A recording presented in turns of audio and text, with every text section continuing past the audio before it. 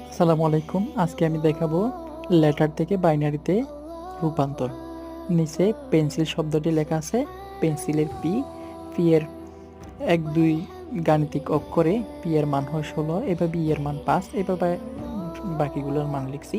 এখন ১৬ উপরে কোন সংখ্যাগুলো যোগ করলে ১৬ হয় ওই সংখ্যাগুলোকে আমি ১ দ্বারা প্রকাশ করব। তাহলে ১৬ এমনি অলরেডি রয়ে গেছে, তাহলে ১৬কে ১ ধরছি। বাকি যে সংখ্যাগুলো আছে এগুলোকে আমি 0 ধরছি। এখন লেখার সময় এই ১৬র বাইনারি লিখব এই ১ ০ ০ ০ এভাবে।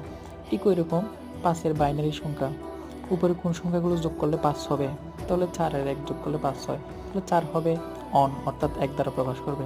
এদিকে ১, এটাও অন, তাহলে ১ দ্বারা প্রকাশ হবে। মাঝখানে যে 0 সংখ্যাটা আছে এটা হবে অফ, অর্থাৎ 0 এটা। এখন লিখার সময় ৫-এর বাইনারি সংখ্যা হবে অন, অফ, অন, অর্থাৎ ৪ এর নিচে ১